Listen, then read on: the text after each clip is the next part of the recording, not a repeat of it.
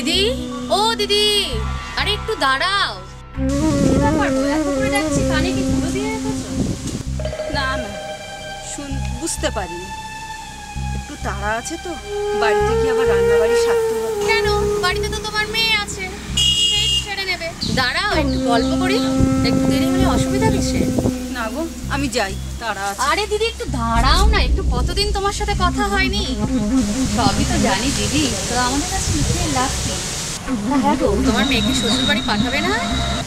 হ্যাঁ অবশ্যই পাঠাবো, কিন্তু আমি একা থাকি তো, তাই ওর শ্বশুরমশাই কয়েক মাসের জন্য রেখে গেছে। আমার দেরি হয়ে যাচ্ছে, এখন আমি আসি। হ্যাঁ, সাথে মাছ ঢাকার চেষ্টা করো না দিদি, তো সবই জানি। তোমার মেয়েকে যে শ্বশুর বাড়ি থেকে খেদিয়ে দিয়েছে সেটা বুঝতে আর আমাদের বাকি নেই।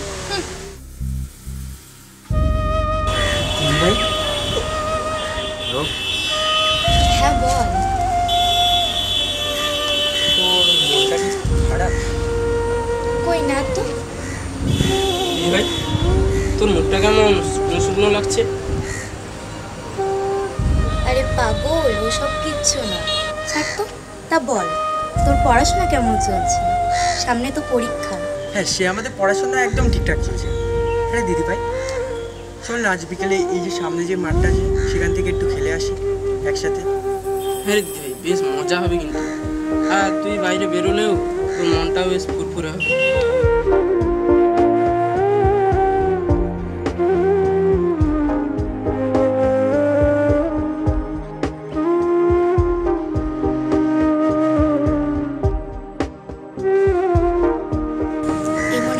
ধরে গেছে, এটা ঠিক হবার কোনো উপায় নেই। হ্যাঁ রে দিদি ভাই, জামাইবাবু কবে আসবে রে? হ্যাঁ দিদি ভাই, জামাইবাবু এলে কিন্তু বেশ মজা হবে। আসবে না? আসবে না? আরে না না, মানে তোদের পরীক্ষাগুলো শেষ হয়ে যাক, তারপর ঠিক ফিরে আসবে। ও থ্যাংক ইউ দিদি ভাই। থ্যাংক ইউ দিদি। ঠিক আছে, এখন আমরা আসছি, চল চল দিদি ভাই, আসি।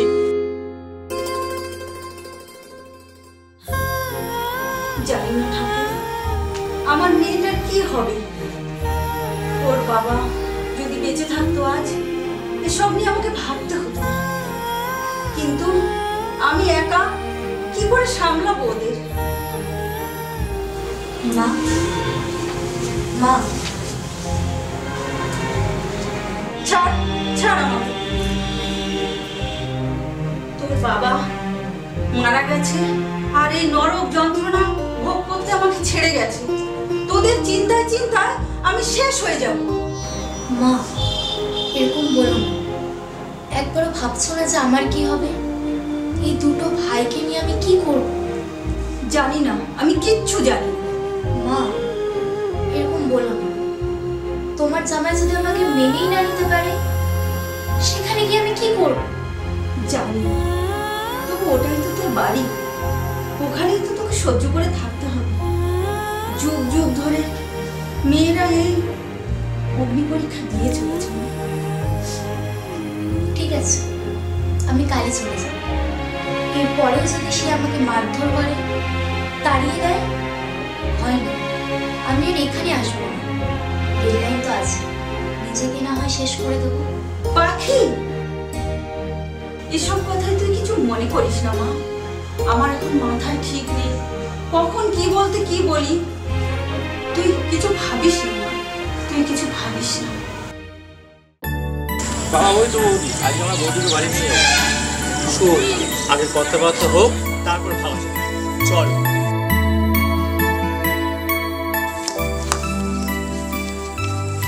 বৌমা,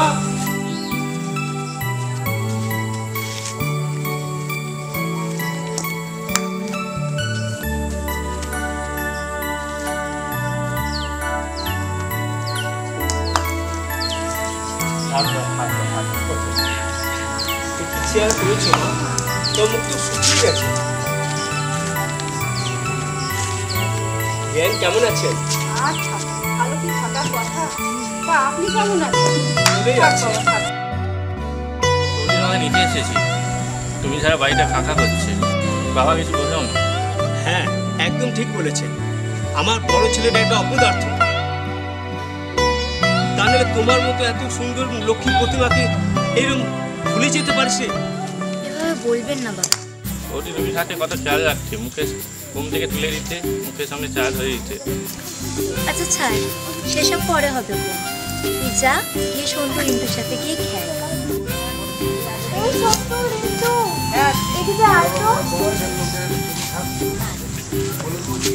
আরে রাজাদা কখন এলে? এই তো একটু নিয়ে এলাম।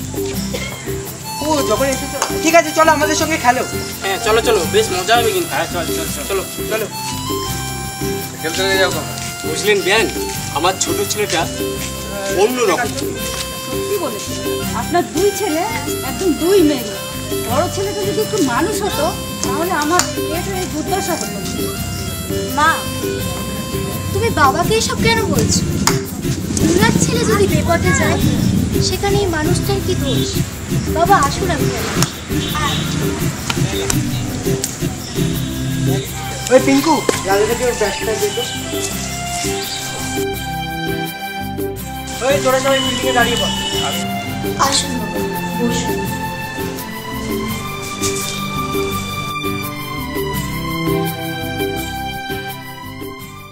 দেয় কত আশা করে আপনার মেয়েকে আমি আমার ছেলের বউ করে নিয়ে গেছিলাম।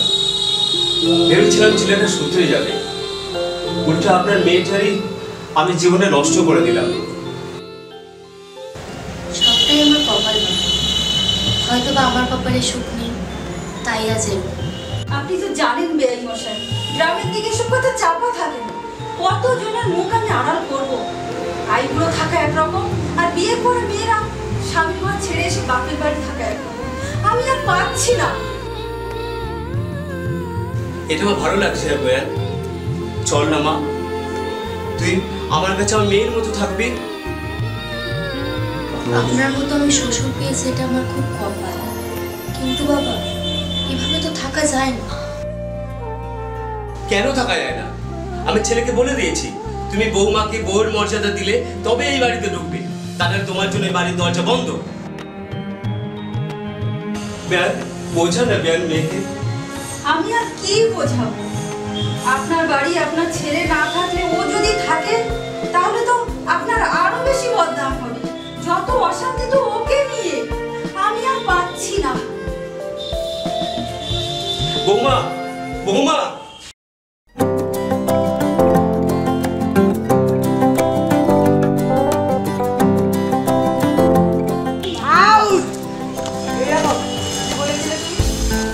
নাকি আমরা তো ব্যাটই পাবো না, এটা কি হলো? আউট হয়ে গেল তো? বলটা দারুণ করেছিস। ধর ব্যাগটা ধরে কল কর। হ্যাঁ দাও দাও। এবার দেখো তোমার বলে কি 6 মারবো।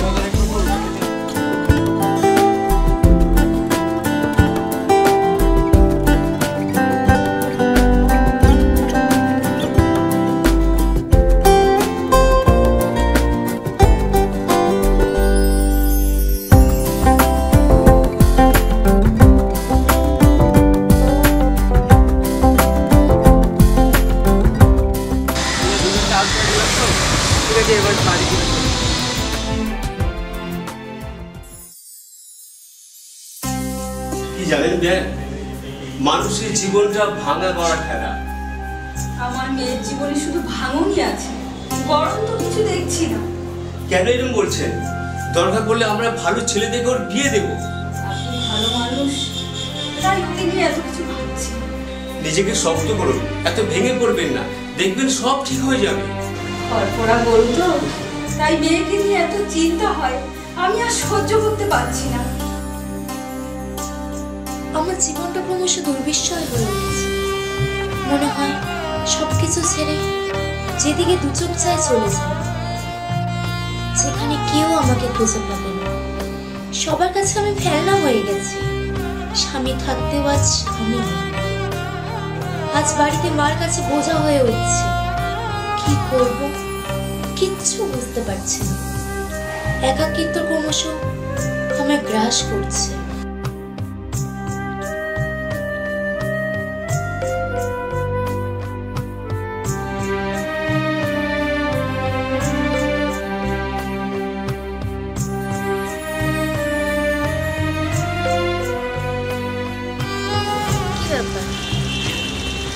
তোরা এখানে?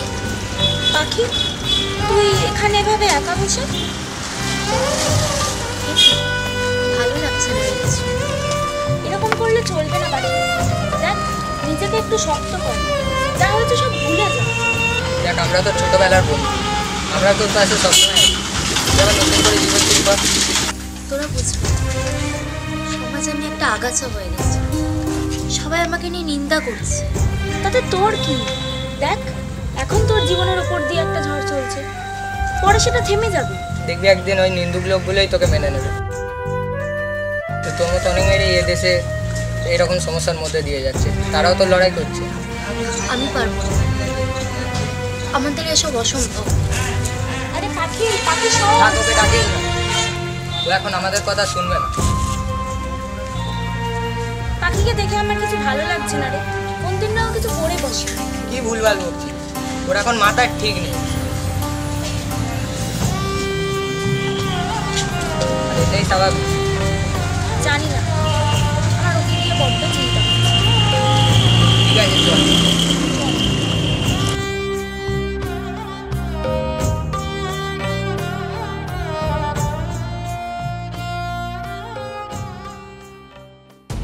কি গো দিদি, তোমার খবর নিতে এলাম। তোমার মেয়েকে কি শ্বশুরবাড়ি দিয়ে বার করে দিয়েছে? তোমরা আমার প্রতিবেশী, বিপদের সময় কোথায় তোমরা আমার পাশে এসে দাঁড়াবে, তা না করে পোড়াঘায় নুনের ছিটে দিচ্ছ। প্রতিবেশী বলেই তো এসছি, তোমার এই টাকস টাকস কথা শুনতে আসিনি। আমার জ্বালায় আমি বলছি, তোমাদের যদি আমার মতো দশা হতো তাহলে তোমরা বুঝতে। তোমার মেয়ে যা জেদি, বিয়ের আগে যা করেছে, তোমার মেয়ে অলক্ষী অপায়া, তাই জন্য তো শ্বশুরবাড়ি থেকে বার করে দিয়েছে। থামো তোমরা। ছি ছি ছি ছি ছি, ওই যে এলেন। এই যে সব জায়গায় ঘুরতে দেখে এলাম, ছি ছি ছি। কত আদিক্ষেতা, শ্বশুর বাড়ি থেকে খেদিয়ে দিয়েছে আর এখানে মেয়ে সোহাগ করে বেড়াচ্ছে। এই যে লক্ষ্মী ছাড়ি মেয়ে, তোমার জন্য কি এবার আমার ঘরও ছাড়া হতে হবে? চলো চলো।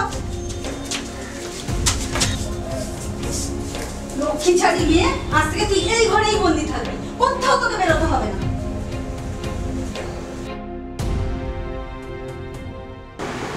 বলি, হ্যাঁ বল।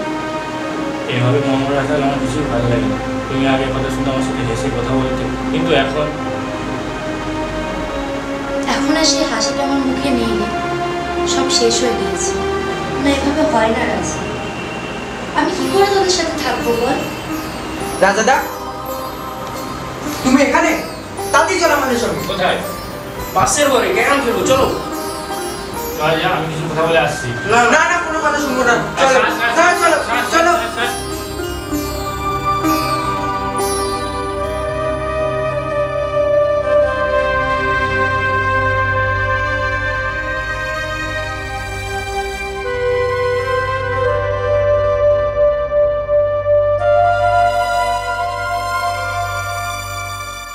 বৌমা, হ্যাঁ বাবা, আসুন। না বসো মা, বসো বসো বসো বসো মা, বসো বসো বসো। এইভাবে সারাক্ষণ মন মরা হয়ে বসে থাকলে হবে মা? তোমার শরীর তো খারাপ হয়ে যাবে। দেখেছেন বেআই, আমাকে জ্বালিয়ে পুড়িয়ে খাকনা করে ওর শান্তি নেই। বেয়ান, আমারও কষ্ট কম হচ্ছে না। আমি জেনে শুনে এই নিষ্পাপ মেয়েটার জীবন নষ্ট করেছি। বেয়ান, দয়া করে আপনি ওকে এইভাবে আর বলবেন না। আমারও বুকটা ফেটে যায় বেআই, কিন্তু কি করব, চারিদিকের এত কথাবার্তা আর আমি সহ্য করতে পারছি না। হ্যাঁ রে মা, চল না, এই পুরো ব্যাটার কাছে চল না। আমি না হয় তোকে আবার একটা সুন্দর ছেলে থেকে বিয়ে দিয়ে দেবো।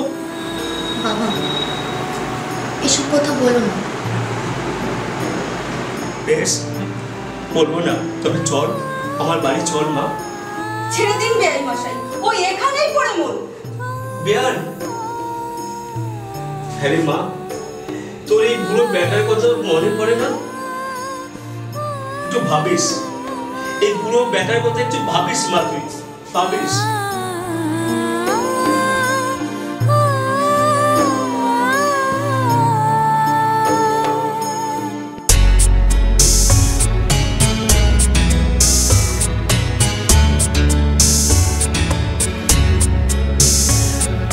কেন চলে গেলি, একা ফেলে গেলি,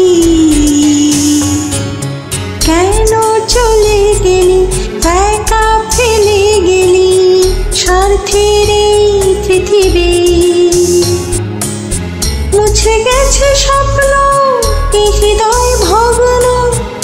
চোখে ভাসে আজও শুধু তোর ছবি। কেন চলে গেলি, একা ফেলে গেলি স্বার্থের এই পৃথিবী। মুছে গেছে স্বপ্ন, এই হৃদয় ভগ্ন, চোখে ভাসে আজও শুধু তোর ছবি।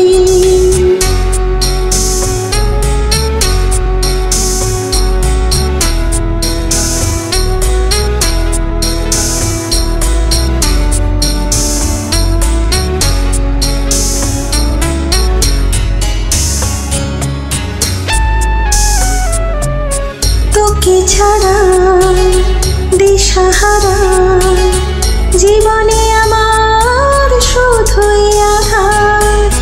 নেই পাশে তুই, বল কাকে ছুঁই, কি করে আমি একা কাটবো সাঁতার। তোকে ছাড়া দিশাহারা জীবনে আমার শুধুই আধার।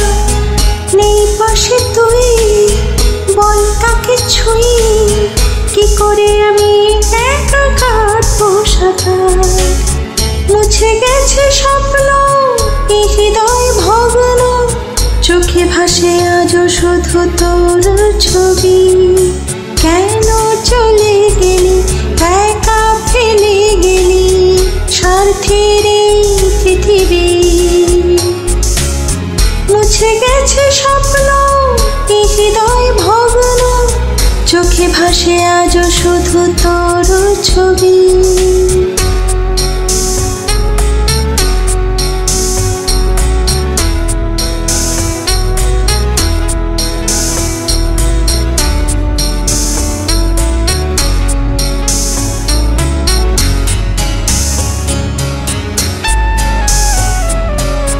ভালোবেসে অবশেষে বুঝিনি কেউ এমন আমার। রাত জাগা চোখ, জমা যত ক্ষোভ, কার কাছে মন খুলে বলবো আবার। ভালোবেসে অবশেষে বুঝিনি কেউ এমন আমার। রাত জাগা চোখ, জমা যত ক্ষোভ, কার কাছে মন খুলে বলবো আবার।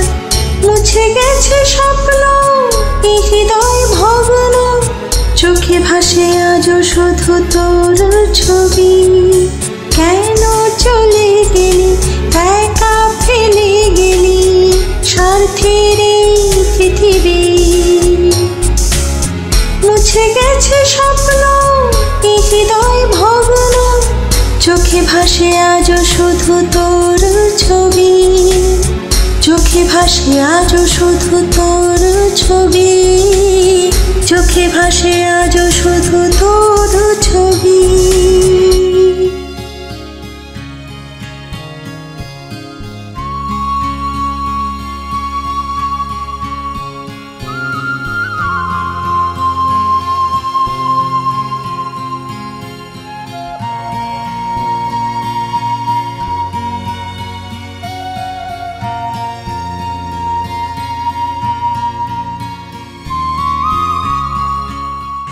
কি রে পাখি, তুই এভাবে নিজেকে কষ্ট দিচ্ছিস? একটু স্বাভাবিক হ না। দেখ পাখি, জীবনটা অনেক বড়, কাজের মধ্যে থাকলে মনের কষ্টটাও কেটে যাবে। তোরা থামবি? আমি আর সহ্য করতে পারছি না এসব। কি হয়েছে কি তোর? তুই কথা বল। তুই তোর একটু অতীতটা থেকে বেরিয়ে আয় এবার। দেখ তানি, ওকে বোঝাস না, ও এখন একটা ঘোরের মধ্যে আছে। আমরা যতই বোঝাই ও বুঝবে না। তাই বলে কি আমরা চেষ্টা করব না? তোমাদের আর চেষ্টা করতে হবে না। এখানে তোমাদের কে আসতে বলেছে? অপদার্থ ছেলে মেয়ে, তোমরাই আমার মেয়ের মাথাটা খাচ্ছ। যাও এখান থেকে, বেরাও। দেখুন কাকিমা, আমরা পাখির ছোটবেলাকার বন্ধু। আমরা যা চাইবো ভালোর জন্যই চাইবো। তোমাদের আর ভালো চাইতে হবে না, দয়া করে এবার তোমরা এখান থেকে চলে যাও। তুই কি আর আমাকে শান্তি দিবি না কোনোদিন? মর মর হতচ্ছাড়ি।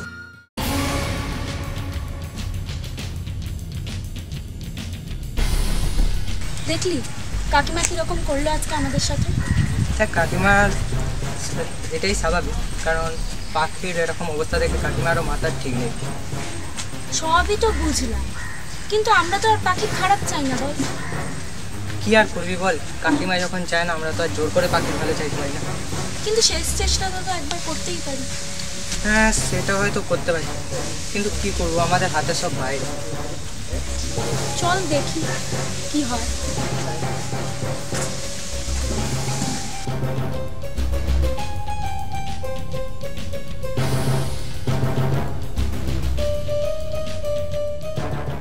আমি নতুন করে বাঁচতে চেয়েছিলাম, কিন্তু সমাজ আমাকে সেই সুযোগ করে দিল না, বরং তোমাকে অনেক কটু কথা বারবার শুনতে হয়েছে। আমি চাই না আমার জন্যে তোমার কষ্টের বোঝা বাড়ো। এবার তোমার পাখি তোমায় ছেড়ে চিরকালের জন্য এক অজানা উদ্দেশ্যে বাড়ি দেবে। শুধু তুমি ভালো থেকো, সুখে থেকো, আমি তোমাদের মুক্তি দিই।